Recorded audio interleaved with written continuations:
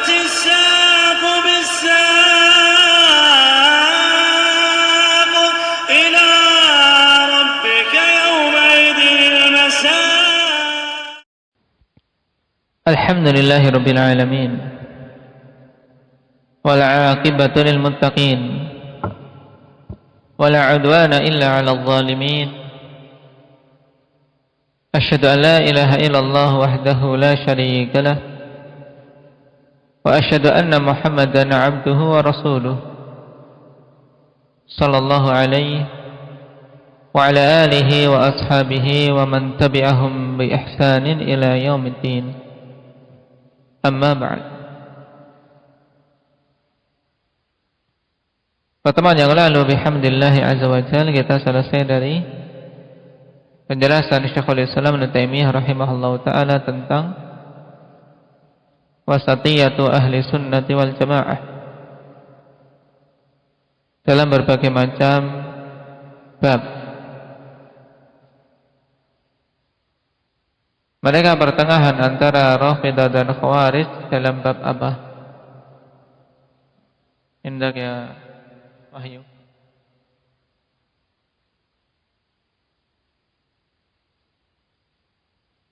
Lah, antara Rafidah dan Khawarij. Dalam bab apa?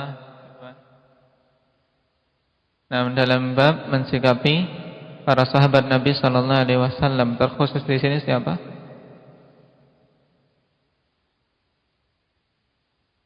Lah, yang disikapi berbeda oleh mereka antara ifrad dan tafrid. Karena pada sebagian sahabat mereka sama antara Rafidah dan Khawarij dari sisi pengkafiran. Sama-sama mengkafirkan sebagian sahabat.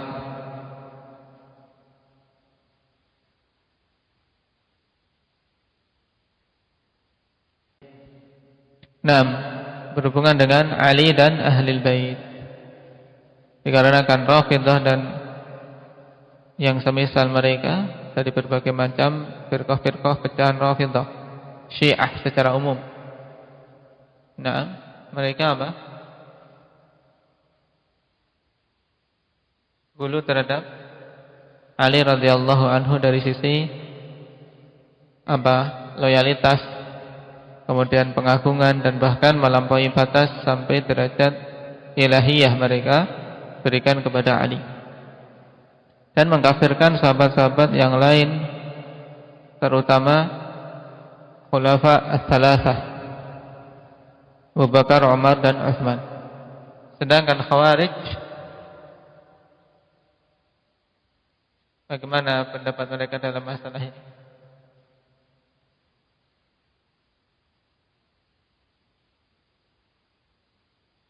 Nah, mereka jatuh dalam tafrid terhadap Ali radhiyallahu anhu dan Ahlul Bait, di mana mereka bahkan mengkafirkan Ali. Nah, kemarin juga apa nama lain dari Khawarij? Apa Arin? Nawasib. Yang lainnya lagi?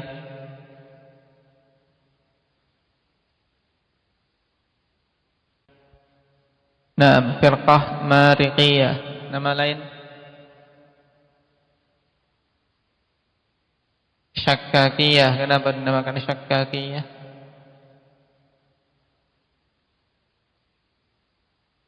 Meragukan hukum yang ditetapkan oleh Ali bin Abi Thalib. Nama lain lagi? Kenapa?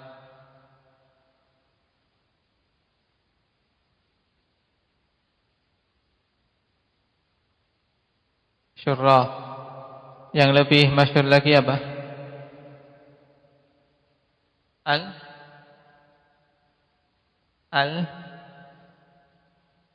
Azariqah. Nah, tayyib Azariqah. Tayyib. Penamaan-penamaan lain untuk Khawarij. Tayyib. Dan Khawarij dari sisi sikap terhadap Ali, mereka memusuhi. Dari sisi sikap terhadap ahli kabair, Bagaimana sikap mereka? Indak ya Iqbal, orang-orang Khawarij dalam permasalahan ahlul kabair, bagaimana sikap mereka? Nah, mereka hukumi kafir di dunia dan kekal di neraka di akhirat. Ini keyakinan Khawarij. Kebalikan dari Khawarij dalam masalah ini siapa? Aba Muhammad.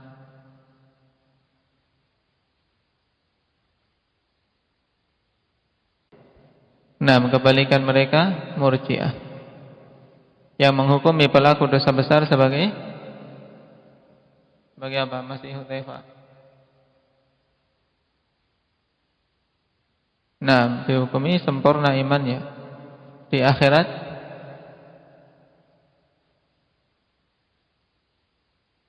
masuk surga.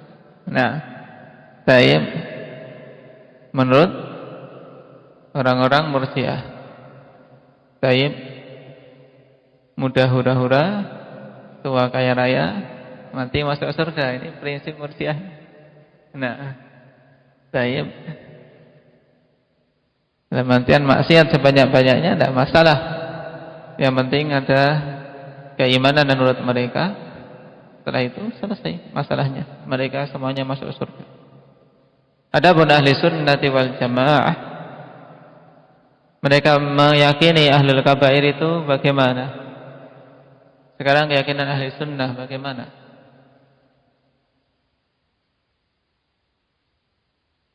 Rifki,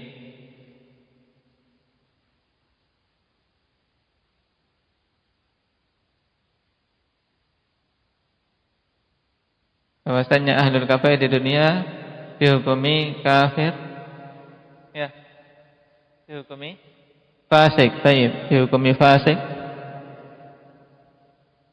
Di akhirat dia tahtal masyiah gitu.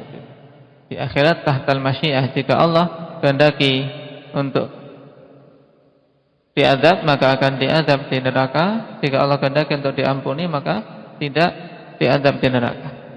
Kemudian seandainya diazab di neraka, mereka tidak akan kekal. Tayyib. Nah, itu diingat-ingat. Sekarang kita lanjutkan pada fasal baru. Qala al-'allama al-Fauzan hafizahullah ta'ala, wujubul imani bi istiwa'illahi 'ala 'arsyihi wa 'uluwihi 'ala khalqihi wa ma'iyyatihi li khalqihi wa annahu la tanafa bainahuma. Wajibnya beriman tentang istiwanya Allah Subhanahu wa taala di atas arsy-Nya dan tingginya Allah di atas semua makhluk-makhluknya. Karena khalqih di sini memiliki makna umum, mencakup semua makhluk-makhluk Allah Subhanahu wa taala. Dari sisi mana kita mengambil makna umum? Abasain mufrad mudhaf. Nama khalqun, na'am tayyib,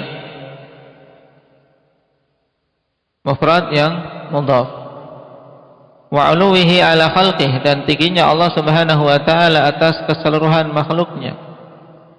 Wa ma'iyyatihi li khalqihi, dan kebersamaan Allah Subhanahu wa taala dengan makhluk-makhluknya.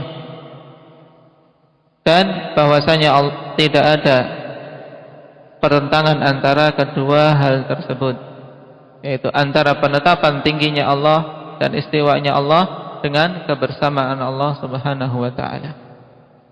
Dan pembahasan ini akhwani fillah bihamdillah azza wa jalla telah terulang-ulang dalam banyak majelis.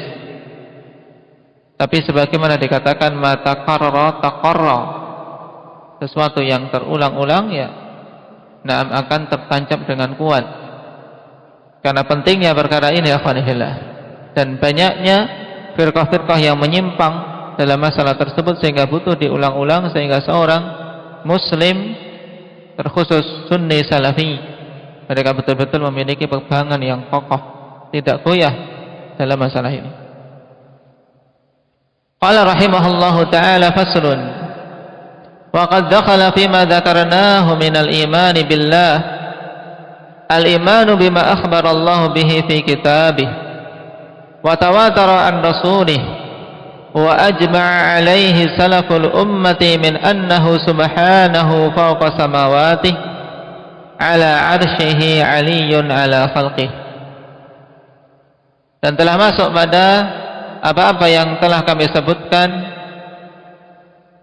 dari keimanan terhadap Allah Subhanahu wa taala, yaitu iman terhadap perkara-perkara yang Allah kabarkan dengannya di dalam kitabnya, dan telah mutawatir dari Rasul sallallahu alaihi wasallam serta yang para salaf berijma atasnya, bahwasanya Allah Subhanahu wa taala itu di atas langit-langitnya, tinggi di atas arsy-Nya, dan tinggi di atas semua makhluk-makhluknya. Karena arsy termasuk makhluk, dan disebutkannya arsy dengan apa? Sesuatu yang khusus, yaitu dengan istiwa. Pada paragraf pertama ini, Syekhul Islam rahimahullahu ta'ala ingin menegaskan bahwasanya termasuk di antara perkara yang wajib kita imani berhubungan dengan Allah, ikhwanifillah. Nah, yaitu beriman dengan apa yang telah Allah Subhanahu wa ta'ala khabarkan dan telah mutawatir dari Rasul sallallahu alaihi wasallam dan telah berijma para salaf. Baik. Berarti di sini ma di depan, bima ma apa? Ma mausulah, kemudian min di sini min annahu subhanah, min apa? Min apa? Ahmad? Bayaniyah. Jadi hal yang Allah kabarkan dan telah mutawatir dari Rasul sallallahu alaihi wasallam dan para salaf berijma yang wajib kita imani, yaitu di antaranya adalah beriman bahwasanya Allah itu di atas langit-langitnya dan di atas arsy serta tinggi di atas semua para makhluk. Wa huwa subhanahu ma'ahum aina makanu, dalam keadaan Allah Subhanahu wa taala bersama dengan mereka semuanya dimanapun mereka berada. Jadi Allah tinggi di atas arsy-Nya, tapi juga dekat bersama dengan semua makhluk-makhluknya di mana mereka berada. Nah, kenapa dikatakan dekat? Dan yang dimaksud kedekatan di sini bukan kedekatan zat, tapi kedekatan ilmu. Karena Allah bersama dengan mereka dengan ilmunya. Ya'lamu ma hum 'amilun. Allah mengetahui apa saja yang mereka amalkan. Kama jama'a baina dzalika fi qawlihi huwal ladzi khalaqas samawati wal arda fi 6 ayyamin thumma istawa 'alal 'arsy ya'lamu ma yaliju fil ardi wa ma yakhruju minha wa ma yanzilu minas sama'i wa ma ya'ruju fiha wa huwa ma'akum aina ma kuntum wallahu bima ta'maluna basir.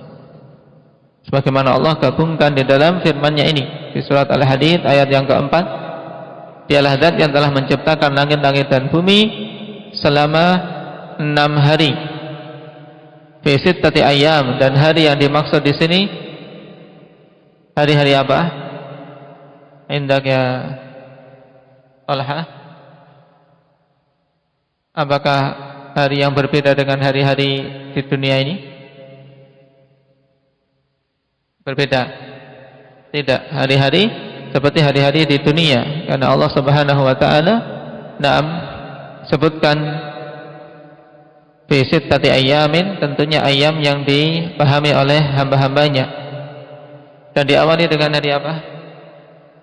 Hari Ahad, diakhiri dengan hari Jumat. Tsumma stawa 'alal 'arsy, kemudian Allah Subhanahu wa taala istiwa di atas arsy-Nya.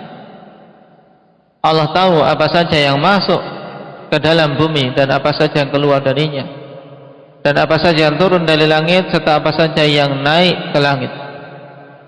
Wa huwa ma'akum aina ma kuntum, dan Allah Subhanahu wa taala itu bersama kalian dimanapun kalian berada.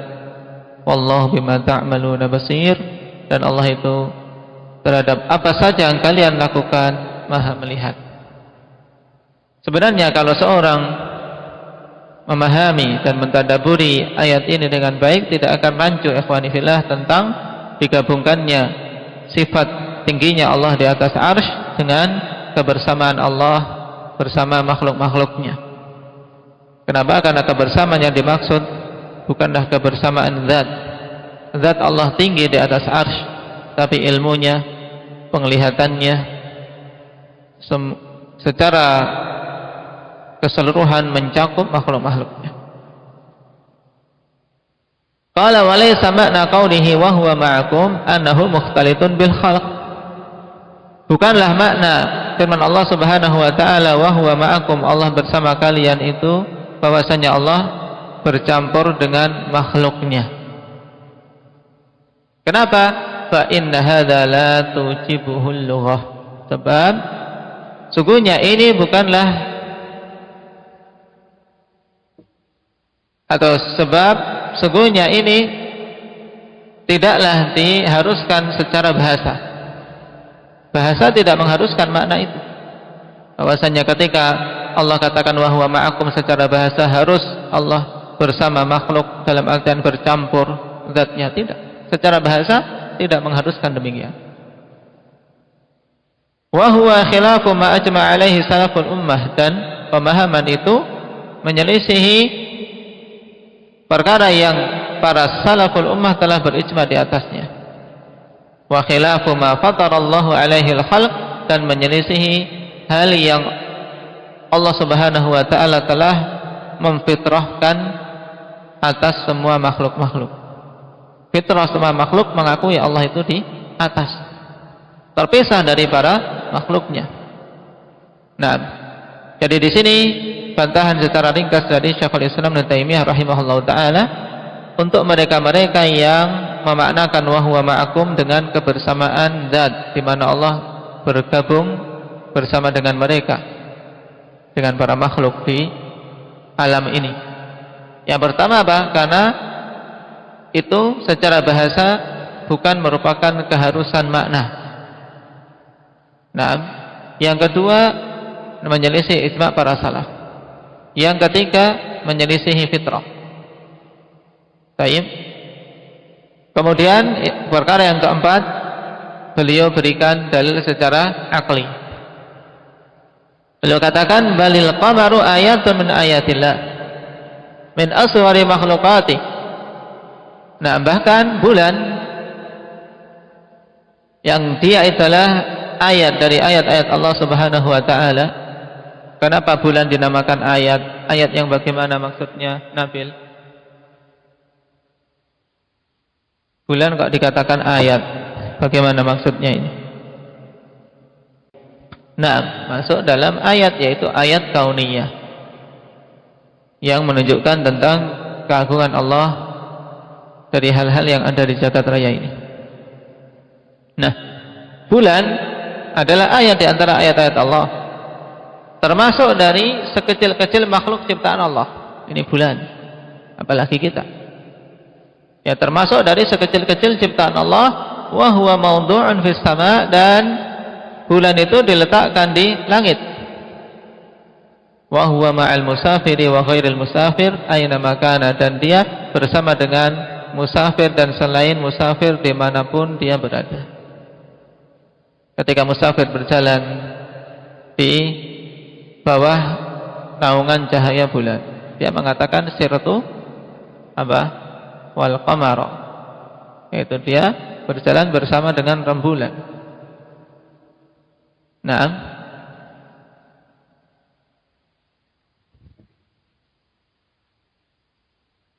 wa huwa subhanahu fawqa 'arsyihi raqibun 'ala khalqihi muhaiminun 'alaihim muttali'un 'alaihim ila ghairi dzalika min ma'ani rububiyyatih.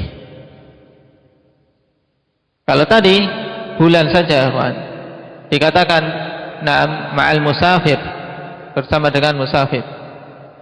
Dimanapun musafir berjalan, ya bulan bersama dia, dalam artian bulan tetap di atas atau tidak? Tetap di atas, tapi sinarnya menyinari si musafir. Demikian pula Allah Subhanahu wa taala, Ya Allah Subhanahu wa ta'ala tinggi di atas arsy-Nya, mengawasi makhluk-makhluknya, mengetahui semua yang tersembunyi dari makhluk-makhluknya, melihat mereka, dan seterusnya dari makna-makna rububiyah.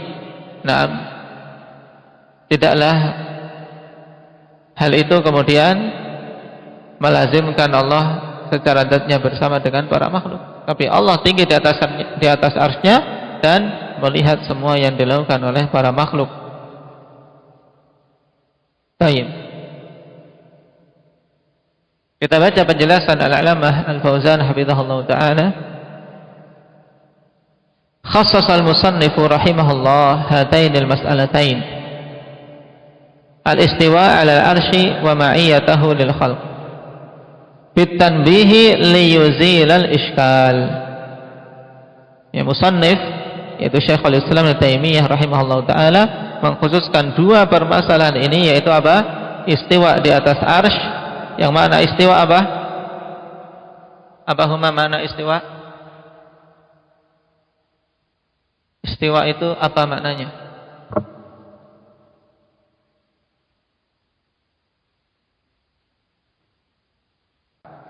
Baik, makna istiwa yaitu ala wartafa'a, tinggi, ya, bermakna tinggi di atas.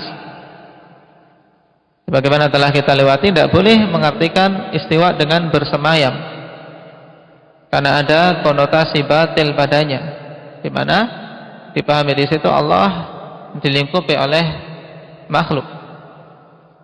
Tapi artikan istiwa dengan sebagaimana yang diartikan para salaf, yaitu ala wartafa'a, tinggi di atas. Nah, digabungkannya dua masalah ini, masalah istiwa dan ma'iyah, kebersamaan Allah dengan para makhluk. Untuk apa? Untuk menghilangkan iskal. Faqad yatawahhamu wujudut tanafi bainahuma. Dikasih titik yang tidak ada titik duanya. Nah, sebab terkadang muncul pemahaman salah, yaitu tentang adanya saling bertentangan antara keduanya. Faqad yadhunnu dhann anna dzalika mithlu sifatil makhluqin wa annahu mukhtalitun bihim.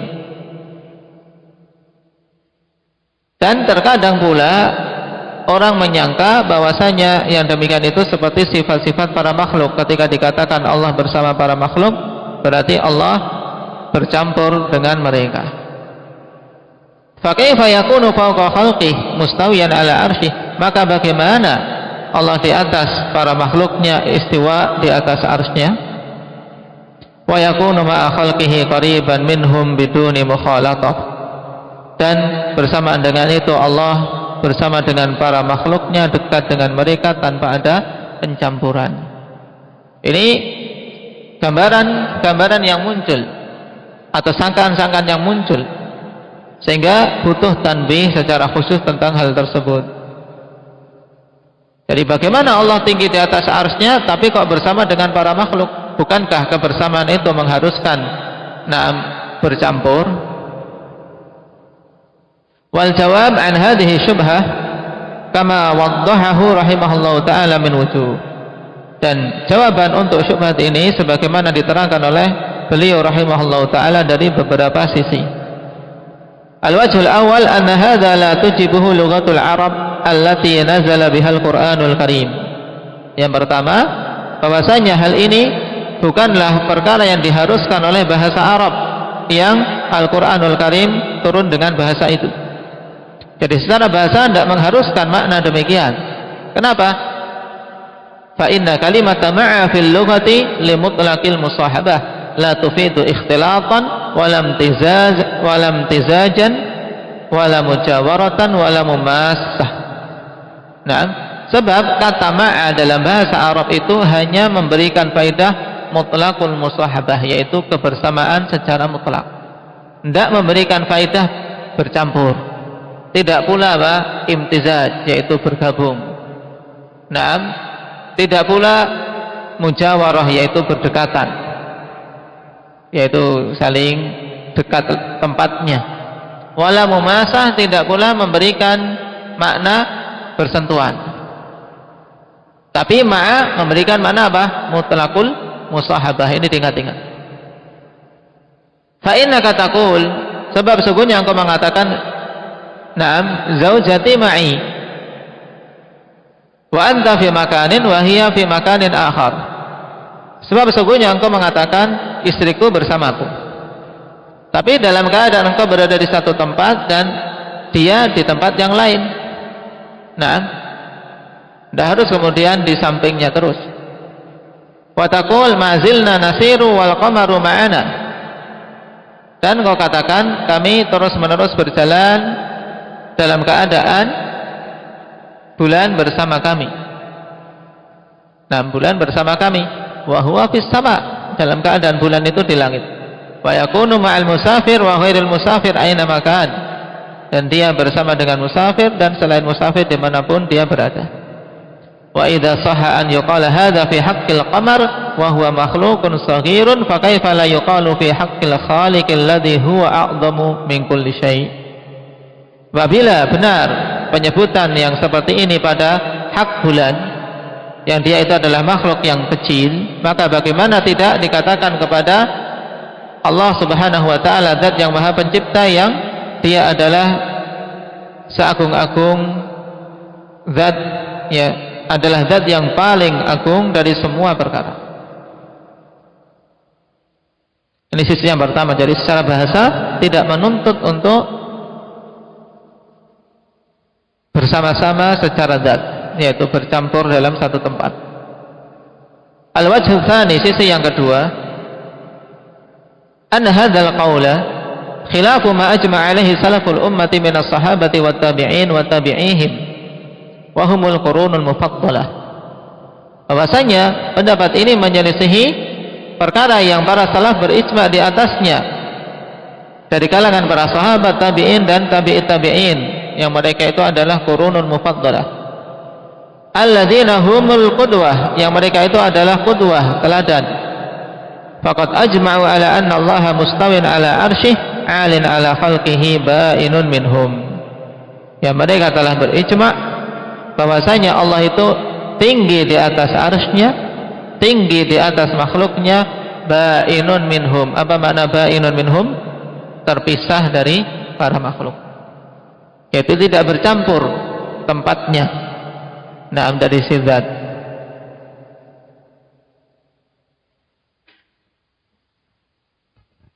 Nah, dan dalam masalah ini ikhwani fillah rahimakumullah, telah datang athar dari para salaf rahimahumullah taala, dikumpulkan oleh Imam Az-Zahabi rahimahullah taala dalam kitab beliau Al-Ulu.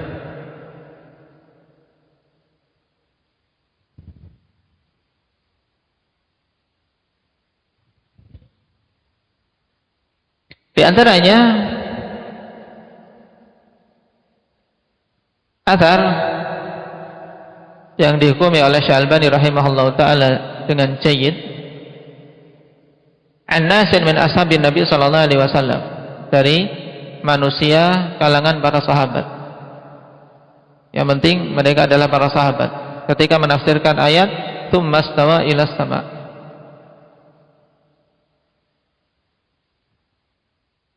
Qala inna Allah ta'ala kana 'arshuhu 'alal ma' wa lam yakhluq syai'an qabla al-ma'. Falamma arada an yakhluqa al-khalqa akhraja min al-ma'i dukhanan fartafa'a. Thumma aybasa al-ma'u faja'alahu ardan. Thumma fatahaha faja'alaha sam'a aradin. Ila an qala falamma faragha Allahu 'azza wa jalla min khalqi ma ahabba istawa ala arsyih. Baik, sanadnya jayyid, yaitu setelah penciptaan yang Allah Subhanahu wa taala kehendaki, kemudian Allah istiwa di atas arsy-Nya.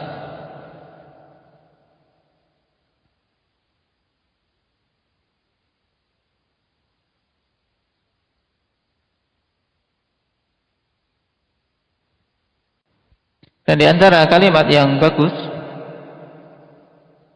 yaitu yang diriwayatkan oleh Imam Al-Hakim rahimahullah ta'ala dari Al-Auza'i. Beliau mengatakan kunna wattabi'una mutawafirun. Naqul inna Allah azza wa jalla fawqa 'arsyihi wa nu'minu bima waradat bihi sunnatu min sifatih. Dulu dalam keadaan para tabi'in masih banyak. Sungguhnya kami berkeyakinan bahwasanya Allah di atas arsy-Nya dan beriman dengan apa saja yang datang dengannya sunnah tentang sifat-sifat Allah Subhanahu wa taala. Jadi jelas ikhwan fillah telah berijma di atas perkara ini bahwasanya Allah di atas arsy-Nya terpisah dari para makhluk, para sahabat, para tabi'in dan atba'ut tabi'in.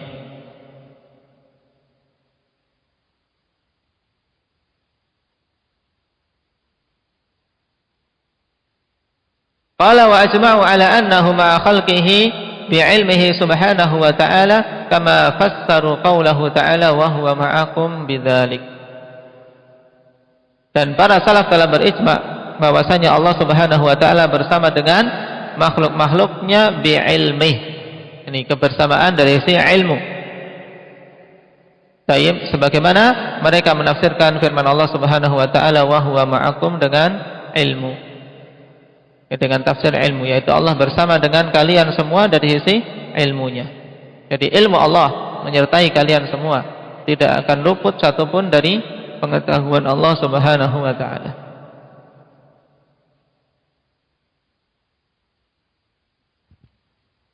Al-wajh ats-tsalits anna hadza khilafun ma fatara Allahu alaihi al-khalq.